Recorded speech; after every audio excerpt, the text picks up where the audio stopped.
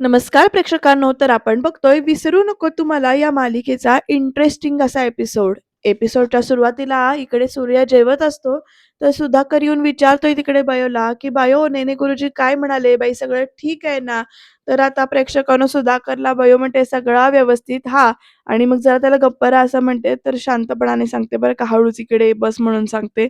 आणि मग सुधाकरला म्हणते, "बायो, नाही ते नेने गुरुजींकडून आल्यापासून तू जरा टेन्शनमध्ये दिसतेस. काय काय झालं काय?" तर इकडे बायोला ते आठवतं, की सूर्याच्या पत्रिकेत असं स्पष्ट दिसतंय, की एक मुलगी त्याच्या शुक्राच्या कक्षेत प्रवेश करू पाहतीये आणि तो प्रवेश झाला, की मग तिचा तांडेलांच्या घरचा गृहप्रवेश जो काही आहे, तो साक्षात परमेश्वरही थांबवू शकणार नाही. तर असं त्यांनी सांगितलेलं असतं ते. ते बायोला आठवतं, तर आता बायो सांगते सुधाकरला, की "सुधाकरा, एक मुलगी सूर्याच्या आयुष्यात प्रवेश करूच बघता." तर लगेच सुधाकर म्हणतो, "काय म्हणता? कुठली आहे ती मुलगी? खयच्या गावातली आहे? शहरात राहते की गावात? गावात म्हणजे की आपल्या गावात की दुसऱ्या गावात?" तर बायो म्हणते, "अरे, ते सगळं माका माहिती असता, तर मग ह्य इकडं वेळ घालवत बसले असते काय?" तर सुधाकर म्हणतो, "हां, ते पण खरं आहे." तर बायो म्हणते, "ती मुलगी कोण आहे तेवढं कळू दे. नाही तिच्या तंगड्या तोडल्या ना, तर वच्छे तांडेल नाव सांगणार नाही मी." तर अशा बायोचं असं टेन्शन आलंय आता बायोला आणि ती म्हणते बायो सुधाकरला, की "तू एक काम कर, तू ना सूर्यावर लक्ष ठेव आणि ताका ना त्याच्या खोलीत जाऊ देऊ नको." तर सुधाकर विचारतो, "का?" तर इकडे बायो बोलत असते तोपर्यंत इकडे शोभा आली आणि म्हणते, "बायो, बायो, तू सांगितलंस ना त्याप्रमाणे त्याची अख्खी खोली पालती घातलंय मी. पण तू म्हणालीस तसं पोरीच्या बाबतीतलं ना काय एक सापडलं नाही माका." असं म्हणते इकडे शोभा येऊन आणि मग म्हणते, "ना कसला लव्ह लेटर, ना कसली डायरी, ना ग्रीटिंग कार्ड वगैरे कायच ना." तर बायो म्हणते, "शोभे, तू ना अगं त्याच्या खोलीतला ड्रॉवर बघितलंस काय?" तर इकडे शोभा म्हणते, "नाही." तर बायो म्हणते, "घे तुझी अक्कल ही, जा ती." बायो म्हणते, की "ड्रॉवर बघ जा, जा." तर शोभा ना हं असं म्हणते आणि जाते बरं का ड्रॉवर बघायला. तर सुधाकर आता विचारतो बायोला, बायोकडे बघतो आणि म्हणतो, "बायो, बघ तो तो निघता तो बघ." तोपर्यंत सूर्याचं जेवण झालं त्यामुळे तो उठतोय आणि सुधाकर म्हणतो बायोला, "तू तू टेन्शन घेऊ नको, मी बघतो ते काय ते." सूर्य आपल्या इकडे रूममध्ये जाणार तोपर्यंत सुधाकर हाक मारतो, "भाच्या, खय चाललंस तू?" सूर्या म्हणतो, "जेवण झालंय ना, तर पडायला चाललो." तर लगेच ना इकडे जेवल्यानंतर झोपायला पाहिजे तुम्हाला लगेच. "अरे तुला माहिती का, पित्त वाढतं त्याच्यामुळे. काय होतं, त्यामुळे तू काय काम कर, तू शतपावली करून ये जा. जेवल्या-जेवल्या झोपू नकोस. अरे शतपावली कर." तर लगेच सूर्या म्हणतो, "शतपावली? आत्ता?" तर लगेच ना सुधाकर म्हणतो इकडे, "हां, हां, ते बायो बाका सांगत होती, की नेने गुरुजींनी तिका सांगितल्या नाही, की तिच्या झिल्याक जेवल्यानंतर ना झोपायला द्यायचा नाही लगेच." तर लगेच सूर्या म्हणतो, "नेने गुरुजी म्हणाले?" तर लगेच सुधाकर म्हणतो, की "हो, हो. अरे शतपावली करायला सांगितले. गुरुजींनी सांगितले रे. तू जा ना." असं म्हणत ना सूर्याला कटवलंय बरं का रूममध्ये जाण्याच्या आधी. तर सूर्या म्हणत असतो, "नेने गुरुजी आहेत का नेमके डॉक्टर आहेत?" म्हणजे आता रूममध्ये सूर्या जाऊ नये याच्यासाठी शतपावलीला पाठवून दिलंय. त्यामुळे सुधाकरने आता पुढे येऊन बायोच्या जवळ येऊन म्हणतो, "चला." गेलो, गेलो तो. बायो, आपला सूर्य आहे ना, तो भोळा बघे. तू असं काय करणार नाही. माका तरी वाटतं असा. असं सगळं इकडे सूर्याबद्दल सांगतो सुधाकर बायोला. पण म्हणतो आता काय करणार? नेने गुरुजींनी सांगितला म्हणजे काहीतरी असणारच ना, असं पण म्हणतो बरं का सुधाकर इथे. आणि म्हणतो तुका सांगते मी बायो, ह्या मोबाईलमुळे ना आजची पोरं ना खराब झाली आहे आता. प्रेम करणं जरा काय झालं ना, तर जीव देऊ आणि जीव घेऊ असं काय करायला तयार असतात माहीत पण तुका एक सांगते मी, आपला सूर्य आहे ना तसा करणार नाही. माझा भाचो हा तो. हां, असं म्हणत ना एकदम सांगत असतो. तर प्रेक्षकांनो इकडे गाडीचं काय चाललंय बघा, तर इकडे हेल्मेटचं उघडायचं चालू आहे. बाबा सांगतायत वैदेहीचे, की "ते अगं तसा नाही, तो लाल बटन आहे ना, तो दाब आणि मग ती घाल डोक्यावर आणि चालव गाडी." तरी वैदेही या दोघांकडे बघत असते बाहेर येऊन, की दोघांचं काय-काय सुरू आहे ते. तर वैदेहीची आत्या म्हणत असते, "माका नाही शिकूची गाडी." तर तोपर्यंत वैदेहीला बघून बाबा म्हणतात, "वैदू, आता केंद्रातनं आल्यानंतर ना आत्याचा क्लास घेत जा गं तू. ना ती भाजी आणूक ना गाडी घेऊन जात जाईन." असं सगळं चाललंय. तर आत्या म्हणते, "नाही गं बाय, नाही, नाही. माका नाही करूचा हा सगळा. हे बघ मी चालत जातलंय आणि चालत येतलंय. तर गाडी कुठे गाडी चालू शिकवू मी?" असं सगळं चाललंय. तर वैदेहीला आठवतंय, की ती गाडी कोणी चोरली होती वगैरे सगळं ते विचारत असते आत्या. त्यावेळेला वैदेही कशी खोटं बोलते, की सुलेखाने तिच्या मित्राला सांगितलं होतं, की स्कूटर दुरुस्त करायची आणि त्याने न सांगताच घेऊन गेला होता. हे सगळं इकडे वैदेहीला आठवतंय आणि ती म्हणते, "आत्ते, बाबा, चुकलं माझं. जे काही आहे ते सगळं खरं सांगितल्याशिवाय मला नाही राहवणार." असा ती विचार करते आणि एकदम हाक मारते, "बाबा, आत्ते, मला ना तुम्हाला काहीतरी सांगायचंय. पण प्लीज तुम्ही रागवू नका, असं सगळं इकडे वैदेही बोलत असते. तोपर्यंत इकडे आत्याला आणि आता बाबांना टेन्शन आलंय, की वैदेही काय सांगणार आहे? त्यामुळे ते म्हणतात, "अगं, काय झाला?" तर वैदेही म्हणते, "मी मगाशी तुम्हाला जे" आता ती बोलणार पुढे, तेवढ्यात वैदेहीचा फोन वाजतो आणि फोन ती उचलते लगेच आणि म्हणते, "हां, सुलेखा बोल." तर सुलेखा तिकडनं काय म्हणत असते बघा, "वैदू, अगं अजून तुका किती वेळ लागणार आहे?" तर वैदेही घड्याळाकडे बघत म्हणते, "मी पोहोचतेच आहे, निघतेच आहे मी." तर काय झालं? तर लगेच अगं त्या भुतकर बाईनी ना सगळा गोंधळ घालून ठेवले नाही या. त्या 5 नंबरच्या बेडवरच्या पेशंटचे रिपोर्ट चेक करून ना ट्रीटमेंट चालू करायची आहे. पण त्या बाईनी ना सगळा घोळ घालून ठेवलाय. त्यांचा काही एक पत्ता नाहीये. तो अगं पेशंट कळवळतोय गं. तू लवकर ये बघू. तर वैदेही म्हणते, "बरं, बरं ठीक आहे. थांब मी लगेच पोहोचते तिथे. आलेच मी आलेच." असं म्हणत वैदेही म्हणते. तर सुलेखाने आता ना टेन्शन आले सुलेखाला. ती टेन्शनमध्ये अशी डोक्याला हात लावून बसली. वैदेही म्हणते, की "बाबा मला इमर्जन्सी आहे, निघावं लागेल लगेच." तर बाबा म्हणत असतात, "अगं पण तू काहीतरी सांगतलं होतीस ना?" तर वैदेही म्हणते, "नाही मी आल्यावर तुम्हाला सगळं सांगते काय असेल ते." तर बाबा म्हणतात, "ठीक आहे, सावकाश जा." तर लगेच आत्या पण म्हणते, "सावकाश गो, सावकाश जा गो." आता तर वैदेही केंद्रामध्ये जायला निघालेली आहे तिकडनं. तर इकडे शोभा परत एकदा सूर्याच्या रूममध्ये घुसलीये. ती परत एकदा कपाट वगैरे सगळ्या गोष्टी ना इकडे तपासून बघतीये. तिचं लक्ष तोपर्यंत ना इकडे ड्रॉवरकडे जातंय ड्रेसिंग टेबलच्या इथे आणि ती मागे अंदाज पण घेते, की कोण येतंय का, कोण नाही का. तर ड्रॉवर उघडल्यानंतर जराशी उचक-पाचक केल्यानंतर तिला ना एक तिथे बॉक्स सापडतो, जो काल सूर्याने ड्रॉवरमध्ये ठेवलेला आहे. तर आता तो बॉक्स घेते ती आणि तोपर्यंत इकडे बाहेर येते. पण बघूया तोपर्यंत इकडे घरामध्ये काय चाललंय ते. कारण नलू आत्या इकडे दादाला प्रसाद देते आणि म्हणते, की "घे, प्रसाद घे." तोपर्यंत इकडनं वरद आलाय, "वैदेही देसाई" असं म्हणत हसत जोक केल्यासारखा आलाय आणि म्हणतो, "नाही, नुसतं वैदेही देसाई नाही, तर डॉक्टर वैदेही देसाई कुठे आहात? बोलवा ना त्यांना." असं म्हणतो तो आणि बसतो. तर आत्या विचारते, "अरे काय झालं?" तर सूर्या म्हणतो, "तुमका खूप कौतुक असं ना तुमच्या लेकीचं, आ?" असं विचारतो बरं का तो आणि मग पुढे हसायलाच लागतो आणि म्हणतो, "दिवसभर आपलं अगो वैदू असं करत बसलेली असतंस. आमची वैदू डॉक्टर असा, मुंबई." असं करून ना जोक करतो आणि एकदम हसतो तोंडावर. तर आत्या रागावून बघते त्याच्याकडे. तर वरद म्हणतो, "आज ना, आज माका ना चार कौतुकाचे शब्द बोलायचा हा तिच्याबद्दल." आणि वरद, "ए वरद, तू आरडाओरडा करू नको हां. वैदू केंद्रात गेले. शांतपणे काय सांगणार असशील ना, तर ते ऐकून घेऊ आम्ही." असं इकडे बाबा म्हणतात वैदेहीचे. तर वरद म्हणतो, "हां, हां, हां. सांगतोय हां, सांगतोय. ते भंगार स्कूटर सापडल्यानंतर तुमका खूप आनंद झाला होता ना?" तर इकडे ना तो वरद म्हणतो, "त्याची पूजा वगैरे केली तुम्ही, हळद-कुंकू लावलात, सगळं केला तुम्ही. नवीन-नवीन वाटलं तुम्हाला सगळं. वाह! वाह! पण हे सगळं कुणी केला? हे तुम्हाला माहिती आहे का तुमका?" तर आत्या म्हणते, "अरे तुका सांगितलं ना, तो सुलेखाचा कोण मित्र असा, त्याने केला नाही ना हे सगळं म्हणून." तर इकडे ना वरद अजूनच जोरजोरात हसत लागतो आणि म्हणतो, "हां, मस्त मारतो स्टोरी तू हां, मस्त सांगतो स्टोरी." असं पण म्हणतो तो. ह्या दोघांना मात्र कळत नाहीये नेमकं काय झालंय ते. तर वरद पुढे म्हणतो, "आता मी जे काय सांगणार आहे ना तुमका, ते ऐकल्यानंतर ना तुम्ही ना गार पडणार आहात असे एकदम." असं एकदम त्याचं की नाही म्हणजे खूपच हे करून सांगतोय तो. या दोघांना मात्र टेन्शन आलंय आता, की नेमका हा काय सांगणार आहे आणि नेमकं याला काय कळलंय. वरदला तेवढ्यात आत्या म्हणते, की "वरद तू आता जे काही सांगणार आहेस ना, ते सरळ सांग. मुद्द्यावर येऊन बोल. बाकीची बडबड जी काय ना, ती कमी कर." तर वरद म्हणतो, "तो ना." तोपर्यंत "ए रणजित सावंत बाहेर ये." असं म्हणत तिकडनं ना 2 गुंड आले. ते म्हणतात, "ए बाहेर ये, बाहेर ये. तुला घरात खेचून बाहेर काढणार आहे." तोपर्यंत इकडे म्हणतात, "ओ काय झालं? कोण आहे तुम्ही? असे एकदम घरात काय घुसलायत? ओ माणसांनो, तुम्ही या लफड्यामध्ये ना पडू नका." असं म्हणत ना इकडे आमचा व्यवहार ना त्या नालायक रणजितशी आहे असं म्हणत तो माणूस म्हणत असतो दुसरा. तर आत्या ना घाबरून बघते. वरद तिकडे कपाळाला हात लावून बसलाय. तर "अहो कसलं व्यवहार? काय बोलताय तुम्ही?" तर आम्ही बाईशी ना बोलत नाही आपण." असं तो गुंड म्हणतो बरं का. तो तुझ्या मागे लपलाय ना, त्याला बोलव पुढे." बाहेर ये रे. बाहेर ये." तर लगेच वरद म्हणतो, बघितलंच नाही मी तुम्हाला." "अरे, अरे, तुम्ही काय आहे? तुम्ही घरी आलात? घरी आलात ना? असं तर पाणी-वाणी जरा दे."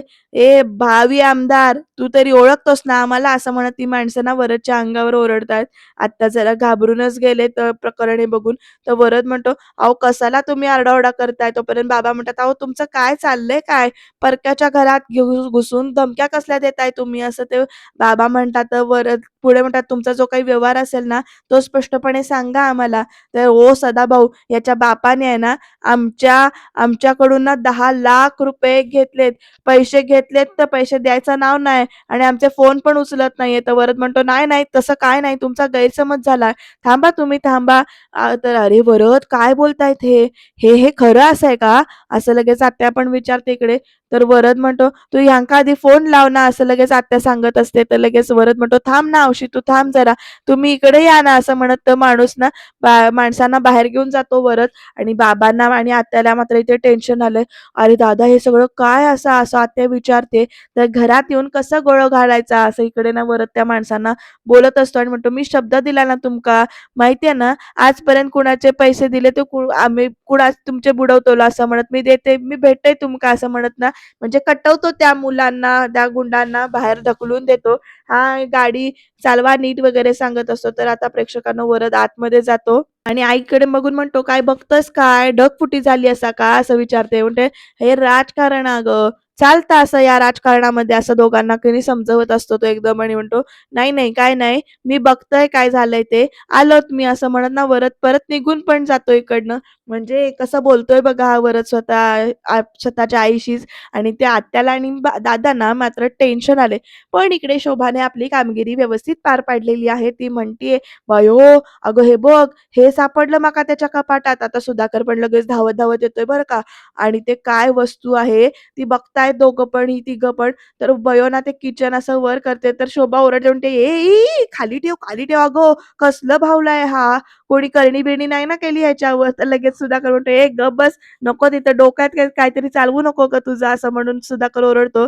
तर 100% सांगतो मी, "हे ना पोरीसाठी आणलेलं असावं." असं म्हणत ना इकडे सुधाकर म्हणतो, तर आता बयो ते किचन हातामध्ये घेते आणि "काय आहे बयो, आजकालची पोरं आहात ना, ते घरच्या चावीला ना असं काहीतरी लावतात. माका माहिती आहे ते." असं म्हणत सुधाकर सांगत असतो. ते किचन बघा कसलं मस्त आहे ते.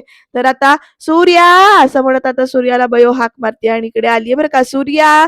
तर आता सूर्या आलाय हां, असं म्हणत आणि आता प्रेक्षकांनो बघा, "हां बायो, काय झालं?" असं म्हणतो विचारतो आणि सूर्याच्या समोर इकडे बायो ते किचन उभं करते आणि म्हणते, "हा काय हा?" आता ते किचन कसं गोड आहे बघा, म्हणजे बाहुली आहे ती गाडी चालवणारी आणि इकडे सूर्याला बायो विचारते, "हे काय या?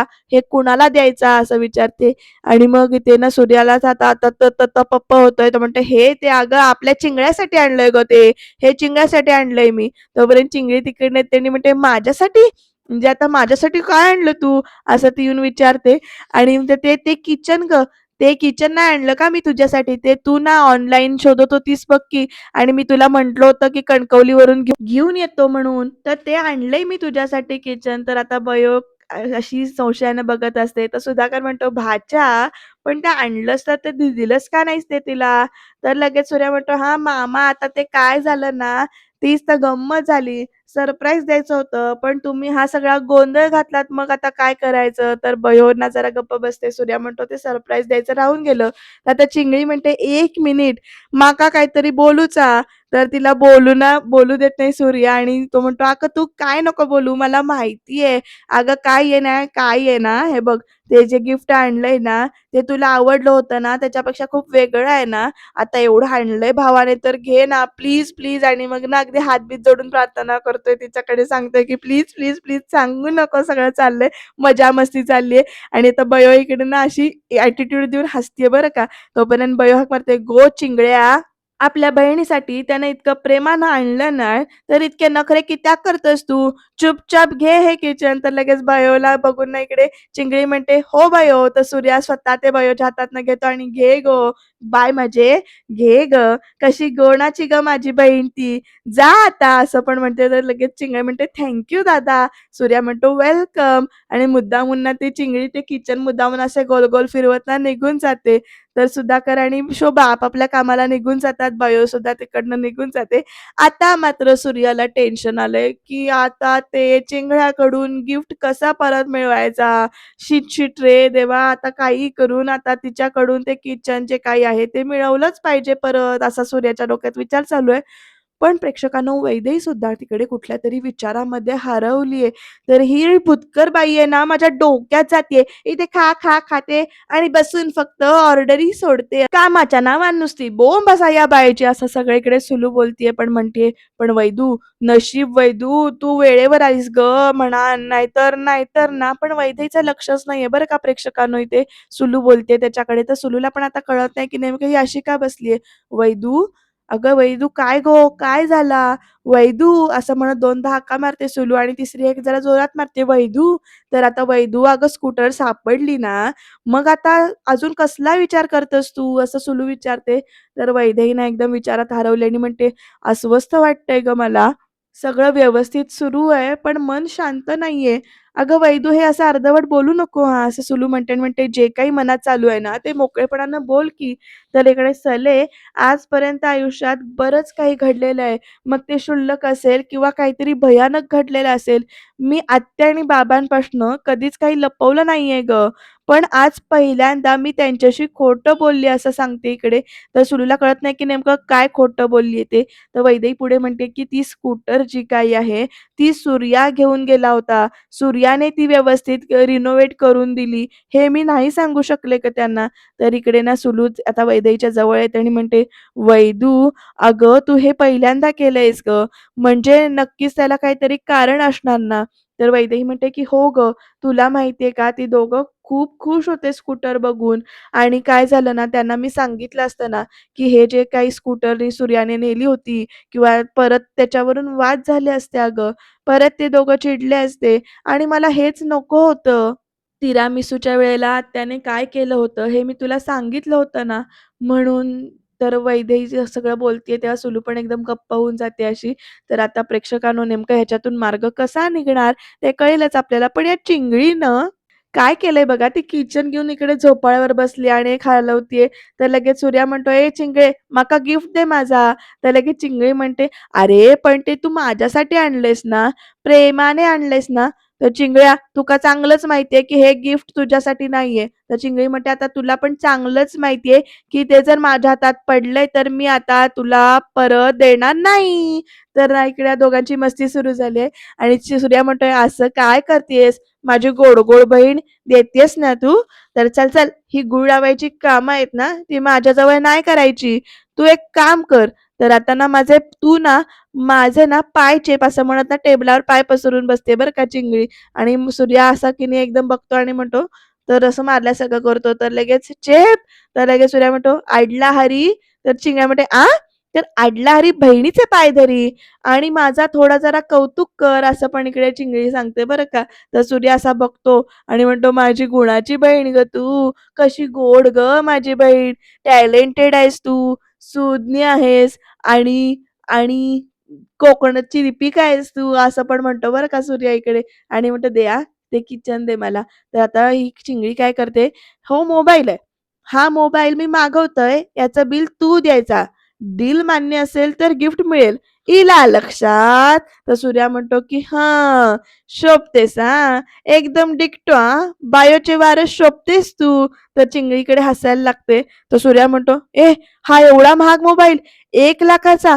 तर लगेच चिंगळी म्हणते, "तुझी बहीण पण लाख मोलाची आहे." तर सूर्या म्हणतो, "नाही, चुकलं गं, माझंच चुकलं. पण आता हे गिफ्ट देशील ना, मोबाईल देशील ना, तर डन." तर "हां, डन. चल." तर लगेच डील ना, तर डील असं म्हणत ना, सूर्या हात मिळवतो तिच्याशी आणि ते गिफ्ट जे काही आहे किचन ते परत घेतो. म्हणजे चिंगळीनं ना सूर्याला चांगलंच धुतलेलं आहे बरं का या गिफ्टच्या नावाखाली. तर चिंगळीनं तो मोबाईल जो काही तिला घ्यायचा आहे, तो ऑर्डर केलेला आहे. सूर्या ती आपली वस्तू गाडीमध्ये घेतो, म्हणजे असं बॅगेत ठेवतो खिशामध्ये आणि जात असतो तिकडनं. तर आता सुधाकर आलेला आहे बरं का तिथे. "काय भाचे, खय चाललाय?" तर सूर्या म्हणतो, "काय नाही, हे असंच इकडंच." तर लगेच असंच म्हणजे इकडं-तिकडं फिरू नकोस, कामाबिमाच कर काय ती. तर गाडी सावकाश चालव, असं म्हणेपर्यंत ना इकडे सूर्या निघून गेलाय आणि आता प्रेक्षकांनो इकडे वैदेही ना आपल्याच विचारात बसलेली आहे. तर सूर्या एकदम "डॉक्टर मॅडम" असं जोरात हाक मारतो, तर वैदेही डचकते आणि म्हणते, "बापरे! आता अहो, घाबरला कशाला तुम्ही? तर तू आलास ना की धडकीच भरते. कधी काय करशील काही सांगता येत नाही. आता काय नवीन?" असं वैदेही विचारते सूर्याला. तर सूर्या असं म्हणतो आणि म्हणतो, "ते काय आहे ना, लेटर आणलंय मी." तर वैदेही म्हणते, लेटर?" "कसलं लेटर?" तर सूर्या म्हणतो, "आता मला जेलमध्ये राहायची सवय नाही ना, म्हणून काय आहे एक लेटर आणलं होतं कंप्लेंट मागे घ्यायला. मीच लिहिलंय. तुमची सही हवी होती माका फक्त." तर वैदेही म्हणते, "बघू लेटर लिहिलंयस तरी काय?" तर आता वैदेही ना अशी टेबलवर बसली बरं का जाऊन आणि काय लेटर लिहिलंय बघूया आपण सूर्याने सुद्धा. तर वैदेही लेटर उघडते आणि आय-टीमध्ये आपलं ते लेटर उघडते आपल्या स्टाईलमध्ये आणि म्हणते, "मी डॉक्टर वैदू दिलगिरी व्यक्त करत कळवते, की माझी स्कूटर चोरीला गेलेली नसून या सभ्य" म्हणजे सूर्याकडे हळूच बघते बरं का आणि म्हणते, "सभ्य, गुणी आणि रुबाबदार माणसाने ती दुरुस्त करण्यासाठी स्वतःकडे ठेवली होती." तर सूर्या इकडे मान डोलावतोय. वैदेही पुढे म्हणते, "बाईंसाठी म्हणजेच त्याच्या वडिलांसाठी मी जे केलं त्या बदल्यात थँक म्हणून हे केलेलं छोटासा प्रयत्न होता."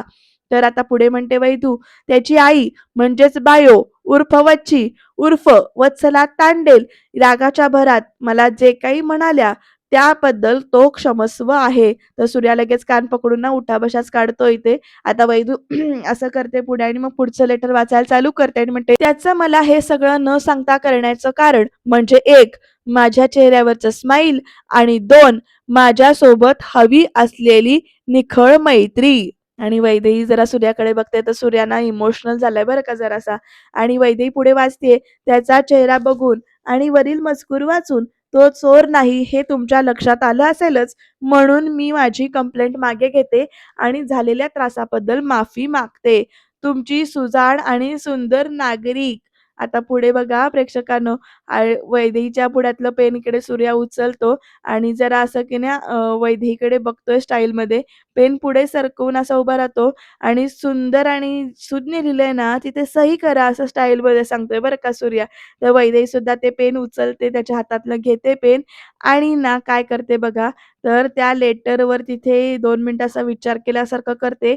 सूर्या बघत असतो की ती काय करते, तर वैदेही त्या लेटरवर तिथं आपली जी काही सही करायची आहे, ती सही करते आणि प्रेक्षकांनो ते लेटर जे काही आहे ते वैदेही सूर्याच्या हातामध्ये देते आणि तिथे सही करत नाही तर मैत्री एक्सेप्टेड असं लिहून देते. तर दागिने घेईन, दागिने घेईन, निगा निगाने, धिका धिकाने असं म्हणून सूर्या नाचायला लागतो. अगदी कंबर-बिंबर हलवून जोरजोरात तिकडे नाचायला लागतो. तर वैदेही खळखळून हसते त्याला नाचताना असं बघून. मैत्री एक्सेप्टेड असंच लिहिलेलं आहे शेवटी त्याच्यामुळे इकडे सूर्या पण हळूच काय करतो इकडे वैदेहीला हसताना बघतो आणि वैदेहीचं ज्या काही हसणं आहे, त्या हसण्यामध्ये ते की नाही पूर्ण स्वतःला विसरून जातोय ते आणि ते असं म्हणून वैदेहीला काहीतरी दाखवत असतो तो. तर वैदेहीला कळत नाही की तो काय दाखवतोय ते. तर ना ते स्माईल असं आणि मग ती अशी केस म्हणजे काहीतरी झाडतीये. तर नाही ठीक आहे असं सगळं चाललंय. तर इथे असं तो खुणेनं दाखवतोय परत, पण काही कळतच नाहीये. पण विसरू नको तू मलाचं बॅकग्राऊंड म्युझिक ना मस्त लागलेलं आहे ते. आणि प्रेक्षकांनो सूर्या वैदेहीला हसताना बघून खूपच खुश झालेला आहे. आता प्रेक्षकांनो वैदेहीला काहीतरी सांगायचंय सूर्याला, की तिथं काहीतरी लागलंय वगैरे, पण ते कळत नाहीये वैदेहीला. म्हणून इकडे ना सूर्या काय करतो बघा, आपला स्वतःचा फोन घेतो आणि इकडे वैदेहीच्या जवळ येतो. कॅमेरा ऑन करतो, सेल्फी मोड ऑन करतो आणि इकडे वैदेही त्याच्यामध्ये बघताना स्वतःशीच म्हणजे बघते, की प्रश्न पडलाय, की नेमकं काय आहे? तर इकडे सूर्या परत अशी स्माईल कर असं म्हणून सांगतो मोठी आणि ती स्माईल कर असं तो सांगतो आणि त्या दोघांची फ्रेम ना किती खूप चांगली दिसते बघा. ती खळी दाखवतोय असं वाटतंय. तर खळी बघून ना इकडे वैदेही परत इकडे हसतीये, सूर्याकडे बघतीये. असं दोघं छान एकमेकांच्या नजरेत हरवलेत, स्माइलीमध्ये हरवलेत. आता पुढे काय घडणार? मैत्री तर एक्सेप्टेड असं सांगितलेलं आहे वैदेहीने. पण, पण प्रेक्षकांनो येणारी विघ्न काही कमी नाहीयेत आणि गैरसमजाचे वादळ पण भरपूर होणार आहेत.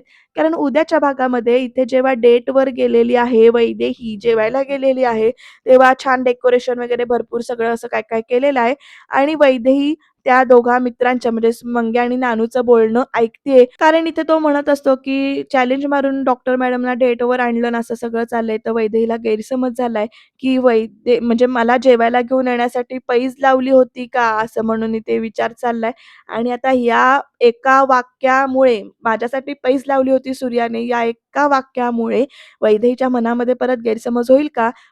हे जाणून घेण्यासाठी बघत राहा. विसरू नको तू मला आणि सबस्क्राईब करा.